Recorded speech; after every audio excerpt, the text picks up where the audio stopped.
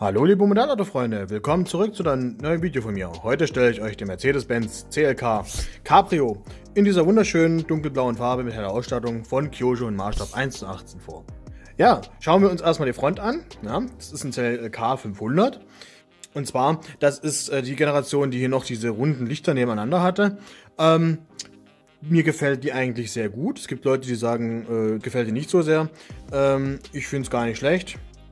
Es gab eine Version von der E-Klasse, die fand ich nicht so doll, ich weiß gerade nicht die interne Nummer. Das war so ein relativ kastiges Auto, das war eine große E-Klasse. Das hatte die zwei einzelstehenden Lichter, das fand ich nicht so doll. Mittlerweile finde ich es gar nicht so schlecht. Ja. Damals fand ich es aber nicht schön. Ja, hier der CD-Stern, durchstochener Kühlergrill, ist sehr schön. Nummernschild und natürlich hier unten auch Luftanlässe und die Nebelscheinwerfer. Und wir schauen natürlich erstmal direkt in den Kofferraum rein. Und wir können sehen, ja, hier ist relativ detailliert alles. Könnte natürlich etwas farbenfroher sein, also beziehungsweise kontrastreicher. Farbenfroh ist im Motorraum natürlich so eine Sache, aber es ist schon okay. Ist auch schon ein relativ altes Modell, also Modell Auto vor allem. Und schauen wir uns mal die Seite an. Sehr elegant, ja, also gerade auch als Cabrio finde ich diesen Wagen sehr, sehr schön. Das Coupé ist auch nicht schlecht, aber als Cabrio würde ich ihn auf jeden Fall immer bevorzugen. Hier mit einer schönen Chromlinie durchgezogen, die Felgen passen auch sehr, sehr gut. Und schauen wir uns mal die Heckpartie an. Hier kann man lesen, CLK 500, also eine schöne Motorisierung auch hier. Die markanten E-Klassenlichter finde ich natürlich sehr schön. Ich habe auch die normale Limousine schon vorgestellt, oder sie kommt noch, das weiß ich noch nicht, je nachdem wann das Video rauskommt. Link in der Beschreibung oder im i, ist klar. Auch sehr schönes Fahrzeug, beide harmonieren meiner Meinung nach natürlich sehr schön oder sehr gut. Ja, Auspuffrohr vorhanden, Mercedes-Stern, alles relativ detailliert. Und wir schauen uns direkt den Kofferraum an. Da gibt es einen Kritikpunkt. Und zwar, hier drin ist kein Teppichimitat, das ist einfach hartes Plastik. Das gefällt mir nicht.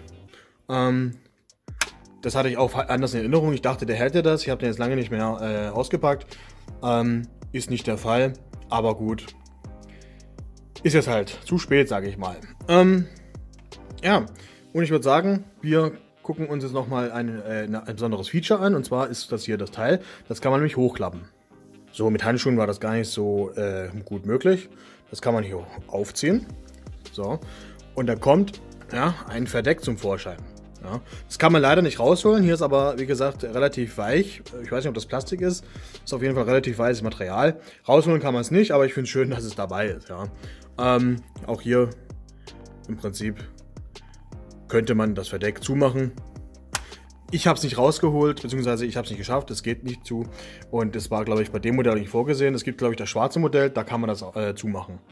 Ich habe noch eine Kleinigkeit vergessen. Und zwar, hier ist ein Dach dabei. Ja. Und das kann man natürlich hier auch drauf machen. Ja, sieht gar nicht schlecht aus. Aber da es ein Cabrio ist, denke ich, ist es schöner, wenn man das Ganze ohne Verdeck macht. Ja, schauen wir uns jetzt den Innenraum an.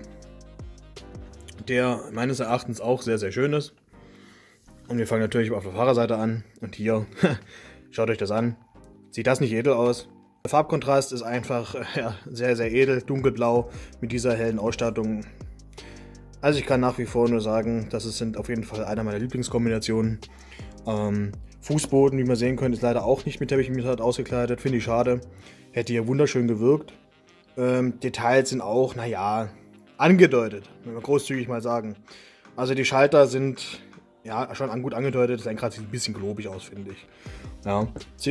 Ziffernblatt am Armaturenbrett kann man erkennen. Und die Tür ist auch relativ detailliert gemacht, finde ich. Schauen wir uns die Beifahrerseite an. Hier genauso. Ja, Teppichimitat ist natürlich ganz da. Aber ansonsten, ja, also auf den ersten Blick, der Gesamteindruck, der sieht einfach sehr sexy aus. Hier hinten auch, ja, mit der hellen Ausstattung. Sieht einfach wunderschön aus. Und ich denke mal, in jeder Sammlung macht das Ganze einen guten Eindruck. Ja, was sagt ihr zu dem Fahrzeug? Gefällt es euch? Lasst es mir gerne in die Kommentare wissen. Ja.